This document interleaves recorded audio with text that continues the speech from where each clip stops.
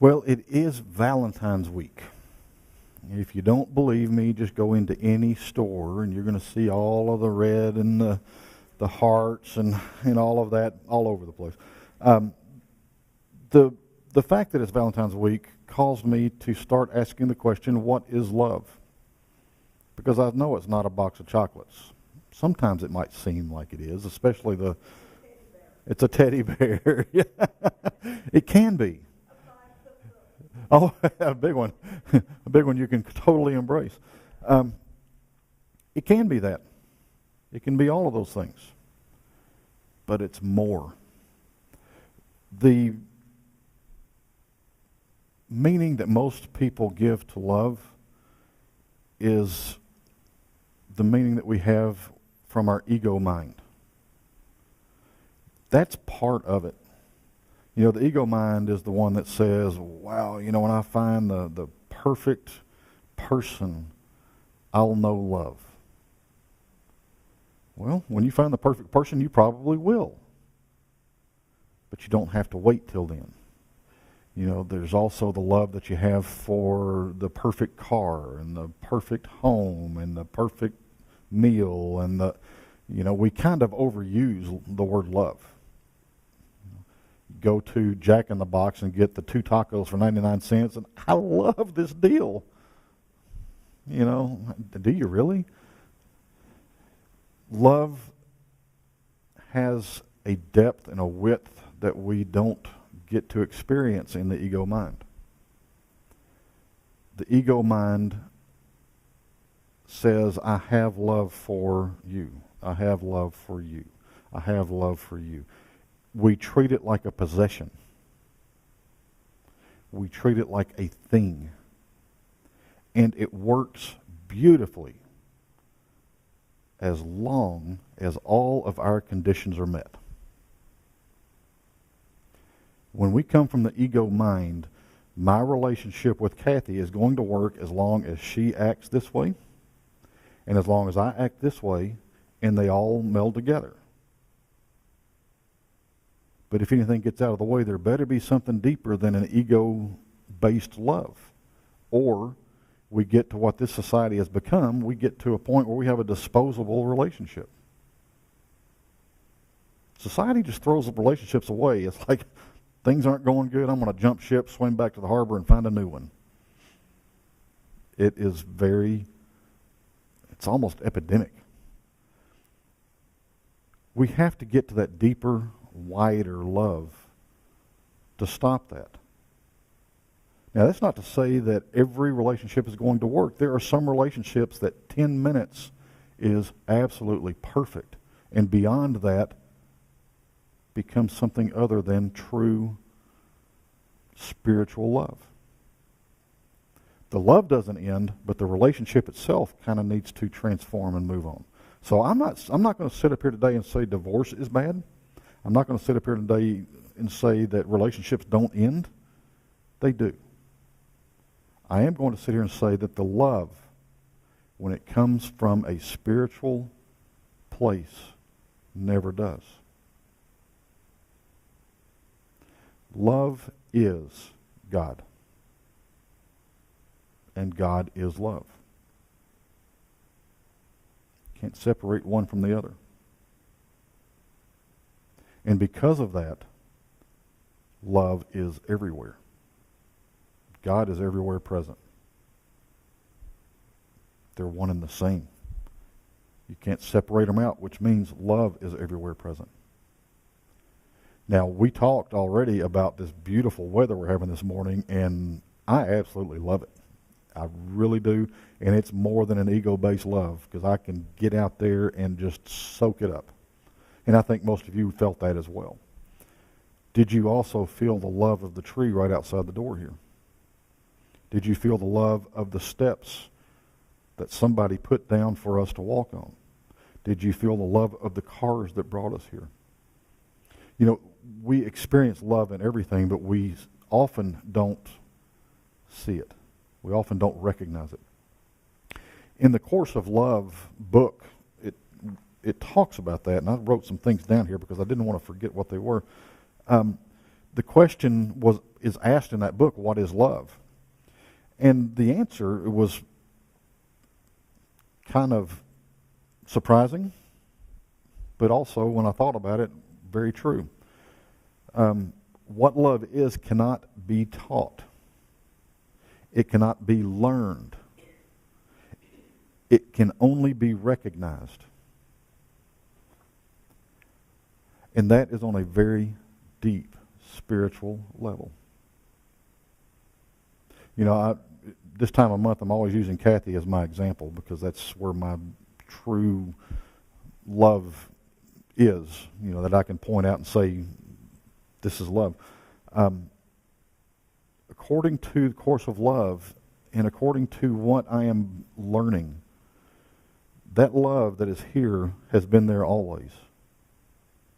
There has never been, there's not a beginning to it, and there will be no end to it, no matter what happens to us tomorrow. There's no end. There was no beginning. It always is. It was not until I saw her for the first time that I recognized it. Now, had I been stuck in ego mind, I could have easily overlooked it. Could have easily not seen that. I truly believe when I walked around the corner, I remember it to this day, I walked around the corner of a building. I was madder than the hornet because my boss set up an interview with her. I didn't know who she was. My boss set up an interview with her on my day off. Now, the business that we were in literally were 16 to 18-hour days, 7 days a week. And I had a rare day off, and he made me come in for an interview. And I was mad, and I walked around that corner, and I saw her, and that anger went away. And it was way beyond physical. You could feel it. I recognized it because I was open enough to let it in. We can't get open enough in the ego mind. The ego mind does not allow that. The ego mind says, this is my possession. It's got to be this, this, this, this, and this. And it's got to follow these rules or we're done. Had I been stuck in the ego mind like I was in the anger part of that, I never would have seen the beauty in that woman right there. I never would have seen the love between the two of us.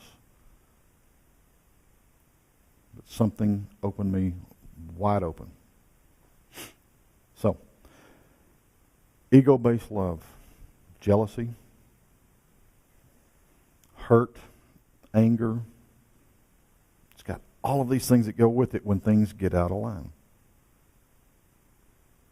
Spiritual love, that pure, authentic love that is God. It's there always. If she were to get in her ego mind and leave me tomorrow, I would be upset, yes. However, I know that that love is there. That love is beyond the two of us. True love exceeds all limits, all boundaries. We do not know the beginning, the end, the width, or the depth. We can only explore deeper and deeper and deeper. And if something were to happen to her tomorrow, I still can explore that love deeper and deeper and deeper. Because I can go back to a memory and feel it all over again. I can go back to a memory and see it totally elevated from what I saw it the first time. And I can choose right now in every experience to see it and then see it again and then again and again and feel it and feel it and feel it until I can just, I'm overwhelmed almost. And it's not just between she and I, it's between all of us. Between everybody watching this video. It is between you and whoever you run into. It is between you and the person at the grocery store checking you out. Checking out all of your items. It can be, and it is, everywhere present. We just have to allow ourselves to open up enough to see it. True love is the most beautiful experience of God that we can have. And it's not just other people. it is us as well. Love is within us, for us, and when we can fill ourselves up, it just overflows into every action we have. Every word we speak, every thought that we have can be overflowing with love. We don't have to go out of our way to share it. You know, I always mention the people in the line at the grocery store or the person checking us out. We don't have to go and have a certain action. When we are full of love, when we have God's love within us, which we do, we just have to be open to it. When we recognize that, when we allow that to flow, it automatically reaches others. People see it in you. You glow. Kathy and I used to work in some workshops, and one of the things there was to help people recognize the truth of them, the God-given qualities. Even though we didn't talk it up as God, you know, it was just seeing people, letting them see their traits that stood out, that made them perfect. And when they saw that, you could see the light around them. It was the most beautiful thing. By the end of the seminar, that room was brilliant. There is an aura around people, and people see it. The more love we have, the brighter it is, the more we glow. And it might not be a radiant light like back here, but people can see it in us. They see it in our eyes, and they pick up on it. Now, if for no other reason, even if just them feeling better is not good enough, know that you're going to feel better, because they're not going to be jerks. They're not going to be in a bad mood for very long. They're going to pick up on it. They're going to feel it. They're going to grow with you. They're going to love with you. Billy brought in a couple of little posters this morning, which are perfect for today, and is talking about sharing smiles and sharing hugs. One of my favorite things of all time was there was a video on, I believe it was Facebook, and it was a guy that had a sign, free hugs, and he was out in the middle of some major city, just on the busy downtown streets, and he was giving away free hugs. And it was funny to watch. Some people just ran up to him and grabbed him so fast, and others would kind of steer away from him. But he was offering, and people were feeling it, and even the ones steering away from him stayed tuned in. It was like, what does this guy have? I promise you it changed their day, even though they didn't come up and get a hug. That's what it means for us to live spiritually from a place of love from God, because it does change what people see in us. It changes what we feel in ourselves. Now, to end, I want to read a list of things that love is. You know, love is abundant. There is no end. It can be found in trees all around the world. It can be found in that beautiful lake right out there, or any other lake. It can be found in the sky. You know, to me, love is like the air that we breathe. It's all around us, and we breathe it in. It's all within us, and then we breathe it out, and it's just no end. It just saturates our entire body. Love is perfect. Love is warm. Love is comforting. Love is that coyote that comes to visit us every once in a while. Love is the red birds that come up to the feeders all the time. Love are the people passing by out here on 75. Love is this dome. That's an easy one, because when you walk in those doors, you feel it. Love is this property. Again, easy, because as soon as you pull on, you know that there's love here.